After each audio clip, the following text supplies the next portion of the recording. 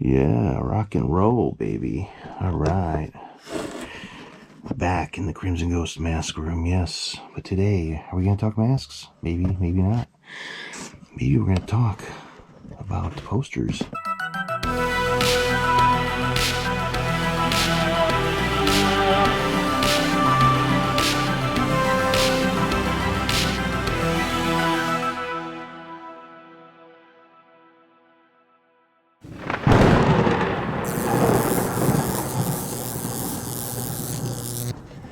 And maybe touch on rock and roll memorabilia real quick from the 70s and 80s.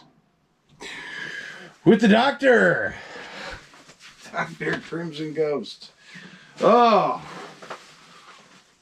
What a week! Oh my God. Oh God, people. What a week, and yet still here I am for your entertainment. Lots going on in my life. Whew. Ay, ay, ay. You know. I guess I should recap those of you that are, viewers of the channel and follow a lot and hear what I say and want to know answers when I say I'm going to give you answers on some stuff. And it's, the whole thing with my daughter. We went to Indy. I skipped it on the last video because the last video was about the movie prop. And I thought maybe that video might take off and get a lot of likes. And people that are seeing it aren't going to be here for me. They just want to see the movie prop. I don't know. So I saved this for this video. My daughter started having these weird seizures 2 years ago. I explained to you that in the last video, a little benign mass grew on the left side of her brain, real tiny, and it's causing these seizures. And she's going to be on medication for the rest of her life if nothing's done about it. So, she wants to try to drive a car if possible and have a normal life and not take a handful of pills every day for the rest of eternity.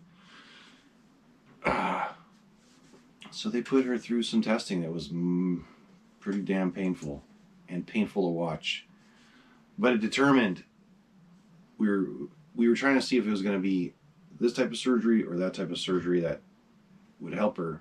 It was like, what direction do we go? And this special test is what was going to determine that. And that special test was putting 13 screws through her skull and putting wires into her brain, basically. And they were able to electrically charge the parts of her brain and study them in depth where the seizures were happening. To make a long story short, the evasive laser surgery won't cut it, so it has to be surgically removed, cut out. Very small parts. It's one. I know they do this stuff all the time, but it's a lot. It's a lot to take in, and then they're telling you this is the best thing. This is the best thing. It's kind of the only thing, in a way, unless she just keeps taking a bunch of pills forever, which is terrible. And they said, but it's on the left side of her brain, which is right by the vision side, the vision area for the right eye. So that will affect her vision after the surgery. There's this technical term. It's not blindness, thank God, but it can affect her vision. Can give her like no peripheral, and it's a very strange thing, but it's a big toss-up. What she deals with daily, without those meds, it's terrible. It's not the kind of seizures where she's on the floor and it's a weird seizure where she just kind of spaces out and is quiet, doesn't know what's going on, like just quiet, and you can't go through life like that. You can't be in a bathtub by yourself. You can't go in a bathtub. You can't swim by yourself. You can't be on ladders. You can't drive a car if you're having those types of seizures. So it's a lot. So anyway, we get back home this weekend after this hospital visit. And yeah, the people at Riley's were amazing. No complaints, But we get home. Then 2 days ago, my mom decides, while it's pouring rain, to go get leaves out of this culvert in front of her yard, wearing Crocs at her age, ripe old age of 76, slips in the mud and then breaks her hip and shatters it. So I just got out of the hospital today with her. Well, she's still there, but oh my God, it's like one thing after another. And that's, you know, you youngsters out there, life is, it doesn't get easier. I can tell you that, you know, and if it doesn't get easier, and these are the things that make you stronger, that's for sure. You know, I've been through a lot of things in life, and there are a lot of good, a lot of bad. And, you know, that's that. I'm not going to talk your heads off, but what are these? I know some of you are like, no. I know some of you know exactly what these probably are. I have to move these out of the way. I have a special collection. My girl and I collect something. It's her collection. I buy them for her. I buy these special things for my girlfriend. It's a collection I've been building for her. And we've been putting them over the pinball machines. And they're badass because we remember them from the carnival when we were kids.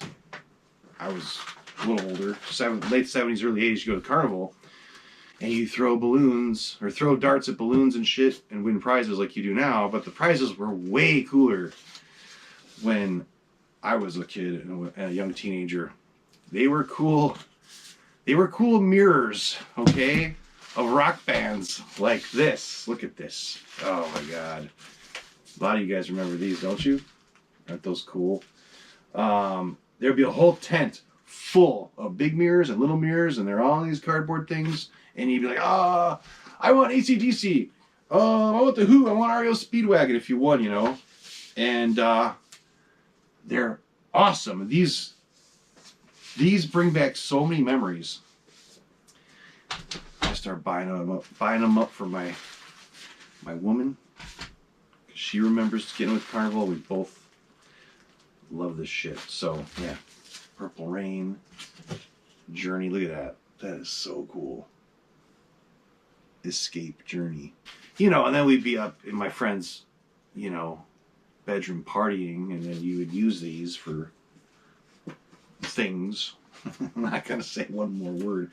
But look at that. Sticks. How cool is that? That is, oh my God. I love, you know, yeah, I love punk rock. I love a lot of punk. I love new wave, 80s new wave. But dude, classic rock, 80s hairband shit. I grew up with it, you know, and that is, to me, ingrained into my memory. That music is very important to me. This one, though, guys, I had to pay a pretty penny for this one. One of the best albums, too. Best albums, the movie I love.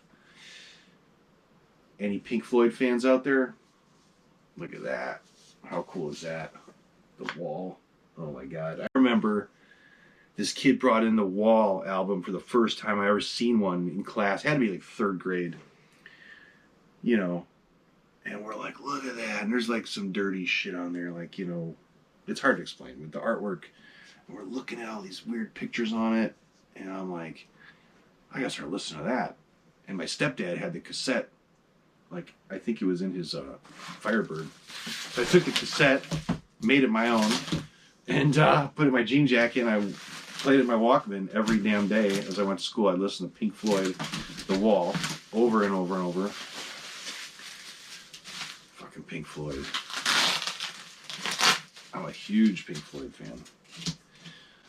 I don't want this to get screwed up, so I'm trying to be very careful. This is a rare one. I am a buyer of carnival mirrors. If you guys out there have carnival mirrors, that's what they're pretty much called, carnival mirrors. I'm always looking for them. But this video is not about carnival mirrors. No, sir. It is about posters. So I went, we haven't done a poster video in a while. There's this amazing place that happens to be in my building in Chicago. When I started getting more and more into vintage one sheets, I said, man, I want to look up this linen backing thing, you know? I want to get some posters linen backed. I kind of read up on it, you know. It's good to help preserve posters. It makes them a lot easier to handle. They won't fall to pieces 200 years from now. They'll still be there for the next owner. There's lots of little, you know, perks. A lot of people like linen-backed posters that are poster collectors. Some don't. Most prefer, I think. But anyway, you know, I had some really rare one sheets I had framed upstairs. And I would notice, even professionally framed, they're limp in there a little bit. You know, they're not perfectly flat. You don't want to take a $400, $800 movie one sheet and dry mount it to foam core where it's flat and stuck to foam core, or, you know, heated on there or whatever they do with the glue. No way. You frame them, you can have spacers and all that, but the poster still can be a little limp in there. Like you'll see you'll just know that they're not nice and flat, sandwiched behind a flat piece of, you know, I use acrylic. I use museum acrylic because it blocks almost 100% of the UV rays that would hurt your poster, discolor your poster from the sun coming in. It's amazing stuff, and it's lightweight. If some drunk falls into your poster, oh dude, and it doesn't shatter the glass and slice your poster. The acrylic doesn't do that. There's lots of little things you learn as you go in this poster hobby. And there may be poster guys out there that go, screw that, I would never use that. I don't know, I'm just telling you what I do. Anyway, I took a group of posters to, well, I should go back to my story. I got posters, I started Googling, like, there's got to be somebody in Chicago that linen backs posters. And I Google, and it says, like, Wabash Avenue, Chicago. And I'm like, what the hell? It's in my building? It's in the jewelry building in Chicago on the 13th floor. I go, how is this place there? I know I've been going to this building since I was 16. And there's a poster restoration shop. And sure enough, I go there. And this is like 2 years ago now, maybe 3 years ago, I started going there. And here it is. I see it down the hallway, Chicago Poster Restoration. I go, you got to be kidding me. Like, I never knew it existed. There's a camera shop in our building, but I never knew there was a freaking poster place. So I go and I meet Vince, the owner. Real cool guy who's been doing this forever. Every time you go in there, they got massive, like, vintage circus posters, like big billboard looking things they're working on. They restore posters. Most of all, they're linen backing things like crazy in there, you know. And I started getting some rare stuff linen back. And I said, you know what, Vince? I'm going to keep bringing you stuff all the time because you're right here in my building and it's easy and you're a great guy and the prices aren't bad. So what I want to do is show you some new stuff here. I may have went over some of these on the old poster video last minute. Like there's some small ones here. Small Belgian posters I want to go over. And then two really rare one sheets. Oh, there's the rarest one. This is probably one of the rarest posters I've got right here, guys. And crazy that I brought this home today because there's a guy in the poster group. When I posted this Evil Dead one sheet, guys are like, that's not real. There's no way it's real. There's no rolled Evil Dead one sheets. There's no rolled. They're all folded. I'm like, this is as real as it gets. And a couple guys jumped in. They go, no, that's legit, man. They go, that's a real rolled Evil Dead one sheet. And being very careful here. I'll take the camera off. So, get out of here. Get! Cat. Yeah, I have the fucking cat jump right on top of it now. Crinkle. So, look at that. I had this framed upstairs for a while, for about a year. And I would look at it and I would see, you know, not bubbling, but you could tell the poster was kind of limp behind the acrylic, you know. It wasn't completely flat. And I'm like, I don't know. I want it to really be protected for a long time. I want the poster to last. It's looking bluer on the screen. It's not that electric blue looking. It's a little more subdued. I may have photographs I can show you of this poster, but the guys in the group were saying that's the only rolled one Evil Dead one sheet we've ever seen, right? So this guy finds one.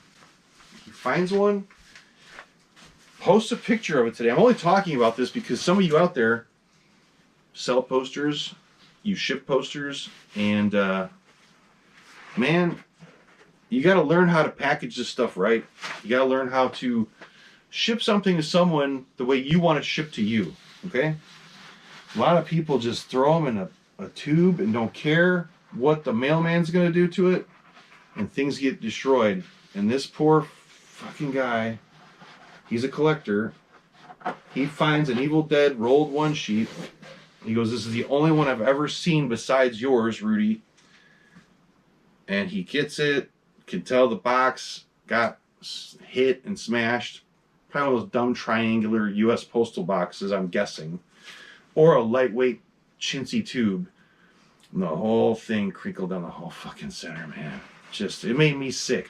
I felt so bad for the guy, man. But, dude, look at this.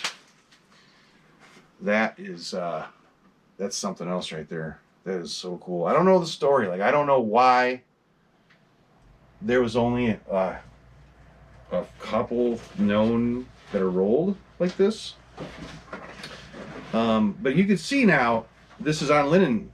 It's a thick, this linen's a thick material. It's not like paper at all. It's almost like a flexible canvas. And I'm trying to be very careful. I'm rolling it back up. But it makes it easier to handle these posters if they're not framed, you know? Like I'm showing you the posters. They're not in crazy danger of crinkling anymore because this stuff is so firm that they're on, this linen. Look at that. Oh my God. That is gorgeous. Gorgeous. I love this movie, this crazy film.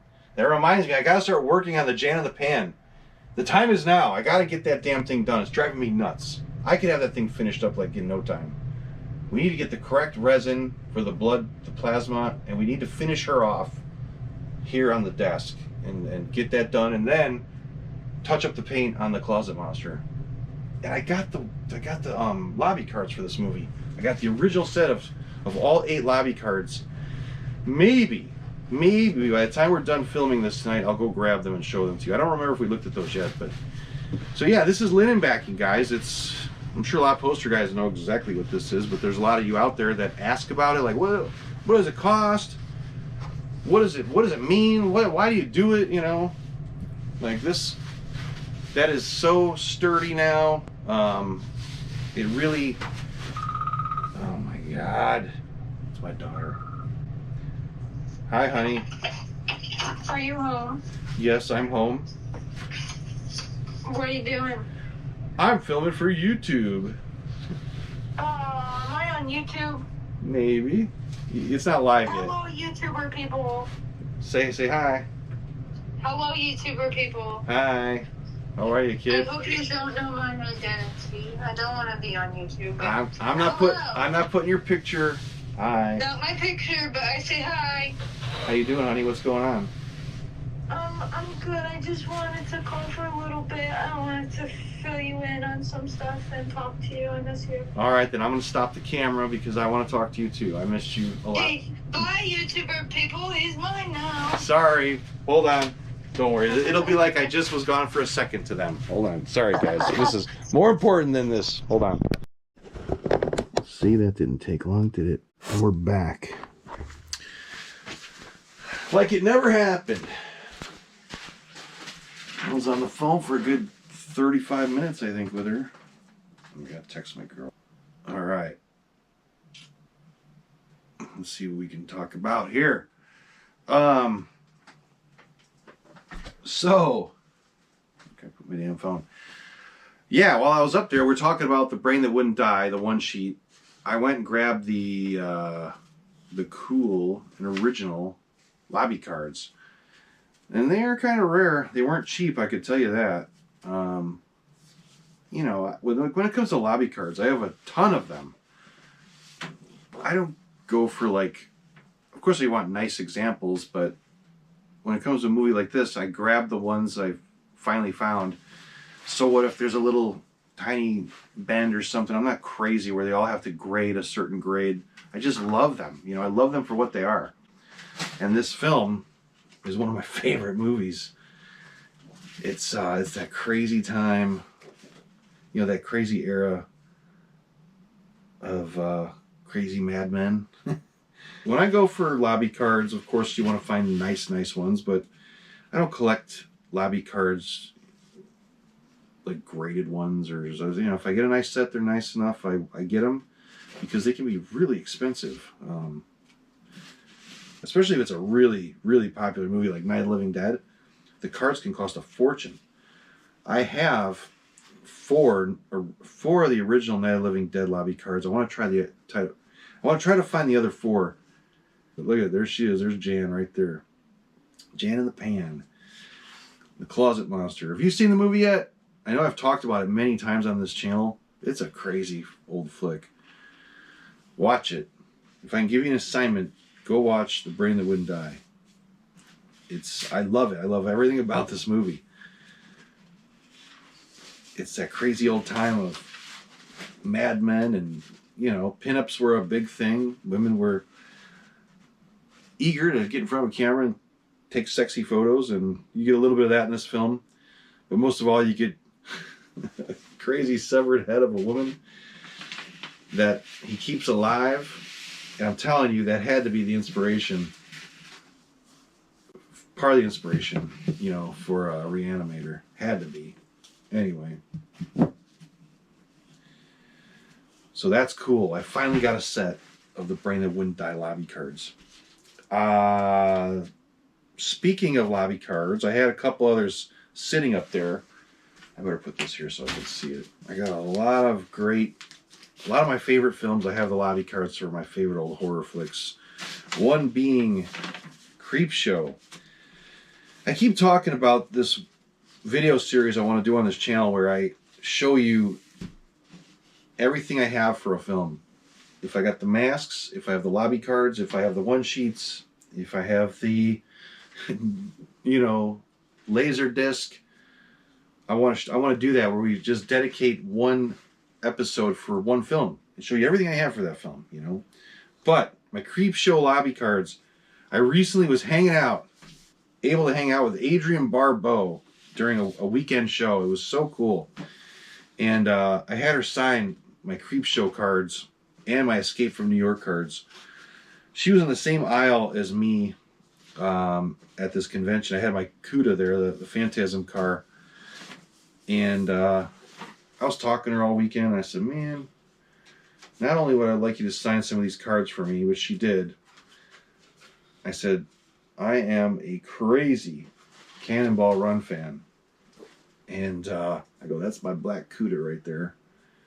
Would you please sit in my car and take a photo? I've talked about it on the channel, and she sure did. Sunday night, she ran over. She goes, let's do it. I'm like, oh my God. And she sat in the car. She is so nice. What a great experience being able to talk with her, and you know, of course, getting her to sign things. But she was such an important part of my youth. Seeing her on the big screen in, you know, movies I love like Creepshow, Escape from New York, Swamp Thing. So many classics that you would see on HBO a lot growing up. She was, you know, she's no doubt a sex symbol of the 80s, if you ask me. This one, To Frank, Tom Savini. These were Frank's cards. Tom Savini signed that one. Creepshow, one of the greatest movies of all time. It is one that, if I was going to be stuck on an island for the rest of my life, give me my Creepshow. Because, like I just said, that film, it seems like as a kid on HBO, they played it every day. You could watch Creepshow daily, and it was on all the time. They play them over and over and over. Swamp Thing, oh my God. What a time to be a kid. We've been playing with Star Wars toys and G.I. Joes and stuff. Watching Creep Show. My brother would have his He-Man toys. Here she signed like 2 or 3 of the Escape from New York cards. I'll show you. Why not? We're filming, right? And when she sat in the car, I go, listen, I'll pay you to sit in the car. She's like, you're not paying me. She goes, no. So she sits in the CUDA, and of course I said like, hey, hot stuff, or whatever the line was. I go, you don't happen to have a driver's license tucked in somewhere, would you? She's laughing. There we go. She signed that one too. My best, Adrienne Barbeau, Maggie. I just watched this flick the other day. It's just, to me, it's like Carpenter films from the 80s. You can't get much better than that. The sounds, the music. God, I wish I could get Kurt Russell to sign these. It'd be fucking crazy. What else we got here, honey? And speaking of Creep Show, before we get into these movie posters, I got some cool stuff that showed up in the mail. Those of you that like video store stuff, video store promo stuff to be exact, I have a lot of it. I got great stand-ups. I call them stand-ups back in the day. They're standees, technical term. Hang on, guys. I want to be careful here with these Brain That Wouldn't Die cards. These need to go to a special binder I have upstairs. I've got lobby cards, big, hundreds of them. Maybe 300 sets of lobby cards. Speaking of Creep Show, let's go to our video store promo stuff here. Look at this. Show you the front. This was a counter display, I take it. Look at this. How cool is that? My Facebook friend Sean, shout out to Sean, who has... I love meeting people out there in the monster world that have stuff that I don't remotely even know where to find. He has all these crazy amusement park monsters and things from rides like the dark rides and tilt-a-whirl signs and clowns and big stuff. You need a warehouse to collect it. He's got it. He invited me out to Rhode Island. If I'm ever out there, he goes, come see it. I love that stuff. That is I love weird, spooky, magical things from the past. And those old carnival rides where you go in little carts and you go through and it's like a spook house. Man, that stuff is so cool. That was the best thing about Pinterest. I remember going on Pinterest like, what is this stupid thing? Pinterest is loaded with that stuff. Loaded. I've been kicked off Pinterest like 5 times. I'm not pinning this stuff. I pin stuff they don't like. I'm like, I didn't originally pin it. Anyway, look at this. Yes. Nightmare Before Christmas. Nightmare on Elm Street. So, Billy Kirkus, my friend Billy Kirkus is telling me, where her head pops up here. Billy was telling me that does her hand also is perforated to give you that effect. Hey, how are you going? He was saying something like this goes in the corner of a room, or Billy, what the hell are you talking about? Huh? What you talking about, Willis? I don't know what you're talking about. He goes, that's not a counter display. He goes, it goes in the corner, blah, blah, blah. And I'm like, Billy, I don't see it, brother. I don't know what you're talking about. Oh, wait. No, Billy. Hold on. Guys, when the time comes where I can correct Mr. Billy Kirkus, I'm going to do it on live television. Well, this is pre-recorded. But, Billy, to assemble your Nightmare on Elm Street counter card, oh, you can do 2 ways. Push tabs A, B, C, blah, blah, blah. So you could put it on the counter. Poster. Simply unfold display flat and attach to wall. Be sure to pop up the die cut D and... hand and face. Yeah, what are you talking about the corner, Billy? You make no sense, bro. So it's either a counter display or you can hang it on the wall as a poster and pop up the thing. But anyway, we don't want to mess with it too much. It's pretty rare. This is a rare one, as far as I know. I had a bunch of guys going ape shit, like, oh, you got to sell it to me.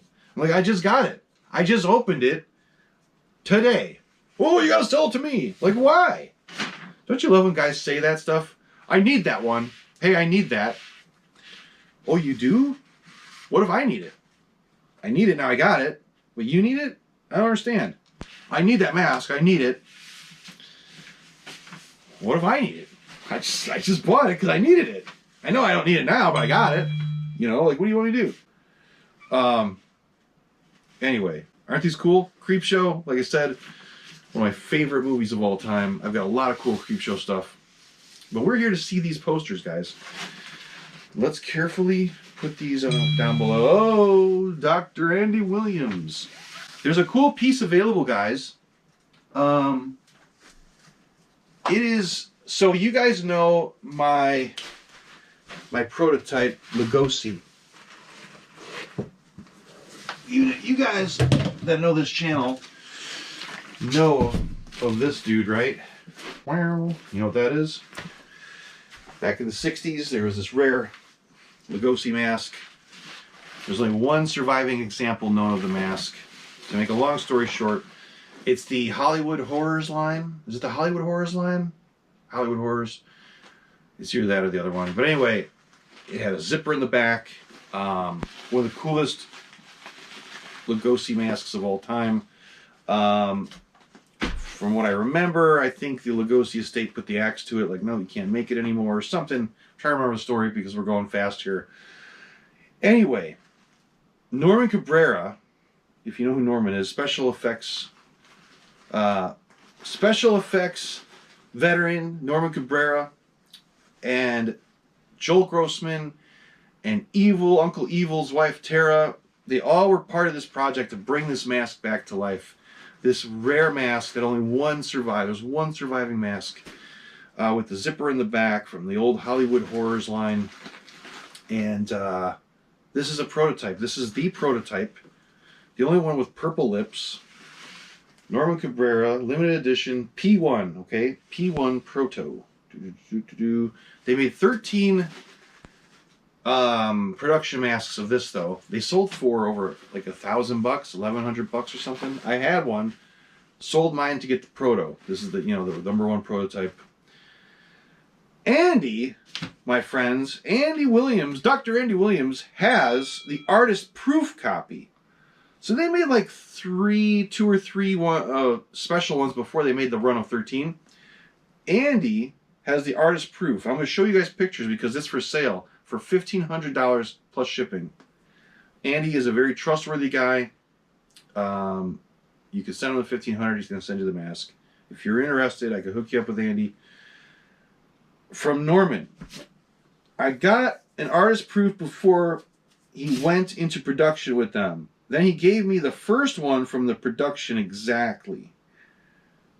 He gave me 2 copies. An artist proof first, then much later the first run from the production.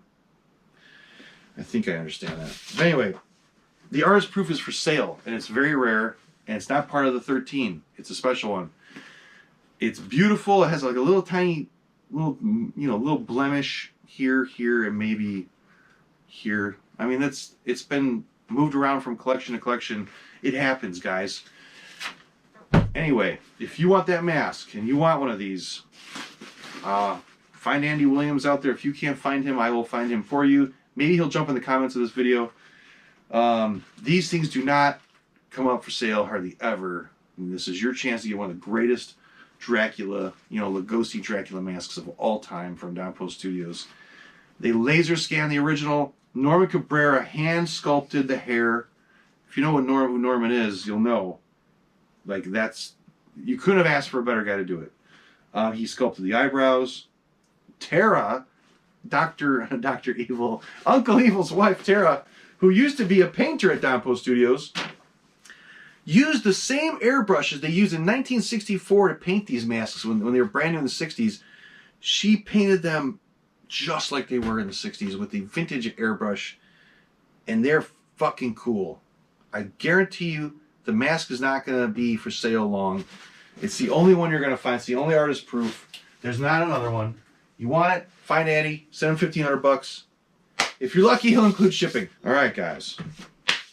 Now, we're back to the posters. Linen, fresh linen-backed goodness here. Now, during the linen-back process, all posters successfully linen-backed beautifully. One of these little posters had a weird issue.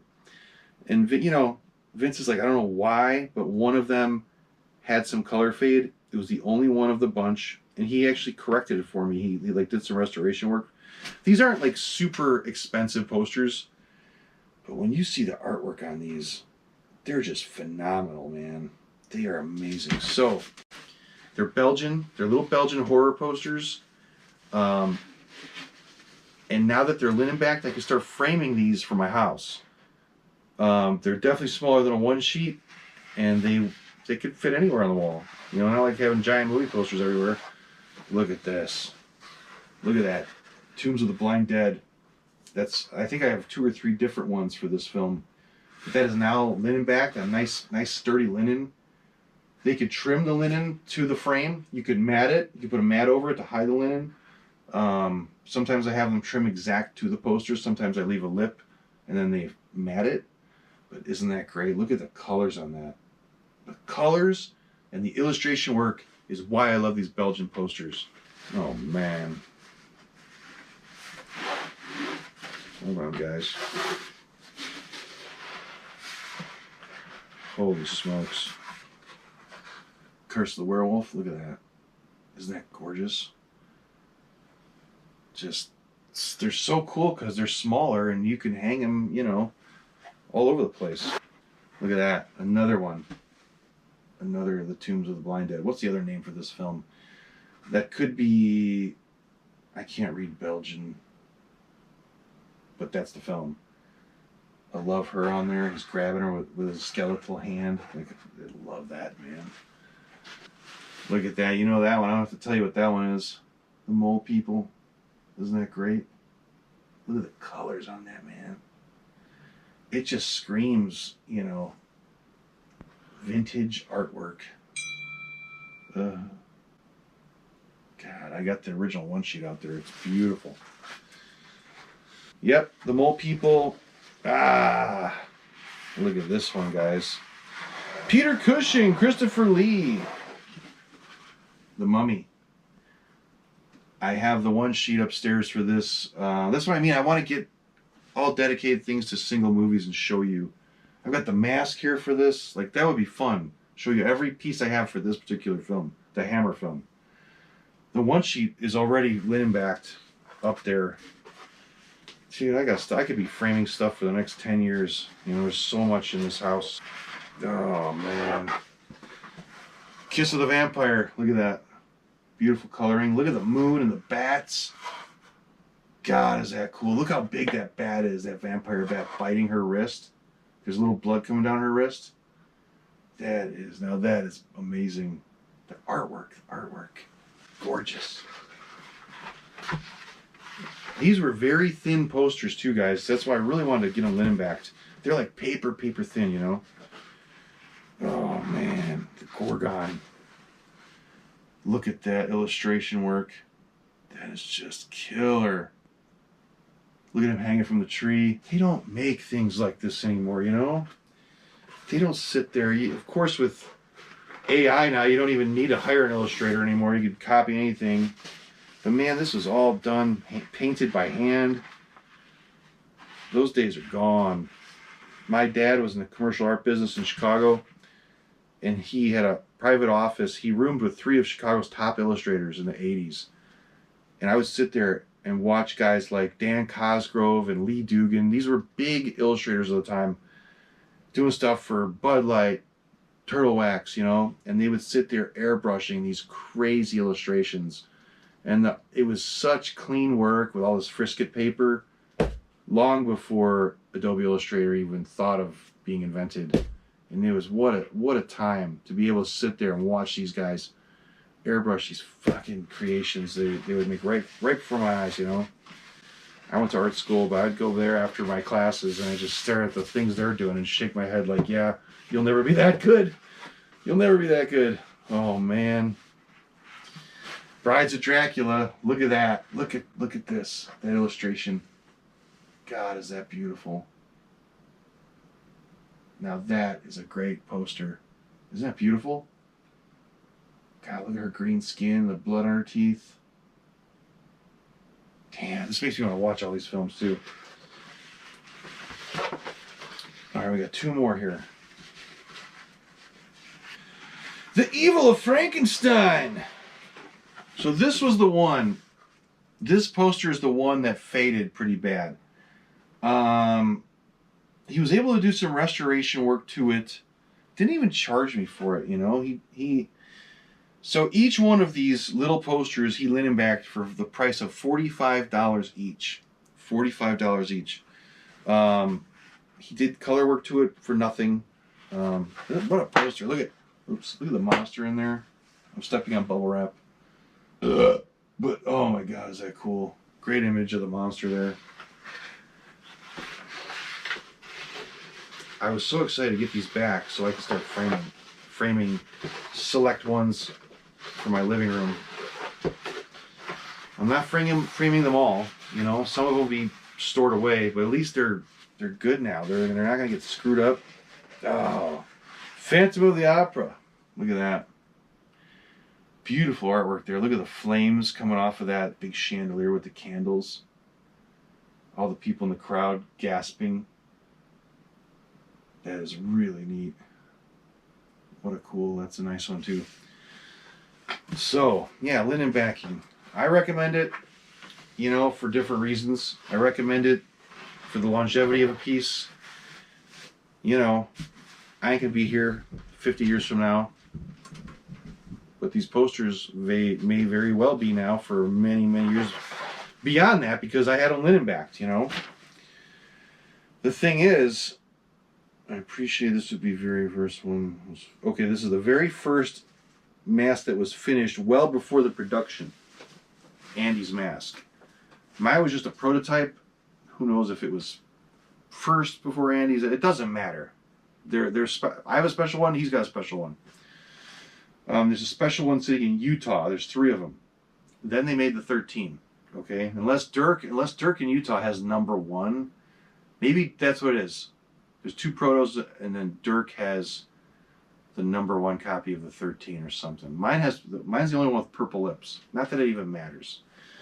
Some people get nuts with this shit. Like, oh, I thought mine was this one. Oh, like, no, they're all amazing. Like, it doesn't matter. Let's get Andy's mask sold. He was using that money to work on something very important. I want to help him any way I can. I'm going to put it on Instagram too, so more people are going to see it other than just this video. So, cool stuff coming as far as masks. Remember we looked at that cool 80s Reverend Cane by Paul Clemens? Well, guess what? My friend Mikey Seaver made another one. He made another Reverend Cane that's bigger and badder and more lifelike. And I got one on the way, and holy cow, I saw a preview of it. Should I show you a sneak preview of what this thing looks like? They're sick. They look so good. All right, I'll show you. Look at this really quick. Yep, there's one on the way. Mine's getting cast up tonight, he said. So, that is coming to this collection soon. They're like $800, $850 each. I don't know how many he's making. They're going to be limited. It's his first, like, character mask.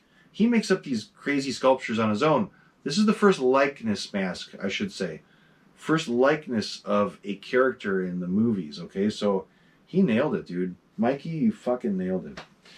Alright, guys. This was just a short video showing off some cool stuff that arrived.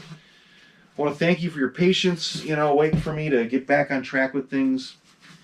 Obviously, serious things going on with my daughter, and we're going to get through them one step at a time. She'll be okay. And I thank all of you out there that always say nice things about her and, you know, wish her well. I appreciate it. She's a good kid. And that's it. So, quick episode, fun with posters, and we touched on linen backing a little bit, saw some video store stuff, and some cool lobby cards. More to come. My big goal this weekend, I think her and I are going to come down here and clean the whole mask room out, rearrange the whole Dom Post wall. And I got a Dom Post Gravedigger on eBay right now, $795. Someone today said, "Oh, is there any room?" I'm like, honestly, no. Every one I see sells for over $700. That's nice condition. The one I have here is the nicest one I've ever seen. Okay. And the thing that sucks is, I'm sure you all deal with eBay. Here, I might as well show you the mask. I may as well show you how perfect this mask is. It's definitely one of the nicest. It's the yellow hat version, not the red hat. eBay takes 13%. So, yeah, I'm asking $795. By the time it sells, I'm getting under $700. So I cannot, if I do think about my eBay prices. I don't just slap weird prices on there all the time. But, you know, it sucks. It sucks. If we weren't on eBay, maybe you get a little better deal, okay? You know what I'm saying? Find me on Facebook. Find me on Instagram. If I got something on eBay, you know, I'm not going to screw you. I will send you the mask if we do a deal off of eBay. But eBay takes a big chunk now, and it sucks. They charge tax. States that don't charge sales tax, they're still charging sales tax for shipping things out of state. It's a whatever. But anyway, guys, thank you once again, and I appreciate you following the channel. I want to get more masks coming in and being filmed. And there's a very special series I'm going to be working on. I'm going through all of these amazing vintage photos, and that's going to be the cool stuff. You guys that are old timers in this hobby, shout out to Danny. I had a good conversation with Danny the other day. Once I start digging these old photos out, you guys, the OGs in the hobby, you guys are going to love it. There's some neat old collection photos, all like from the late 70s all through the late 80s, that whole sweet spot of the mask era. Guys' collections, like David Lady's apartment in North Hollywood. I have beautiful photos of his mask collection. This is gonna blow your socks off, guys. Cool stuff. So thank you, good night, and I'll see you all soon.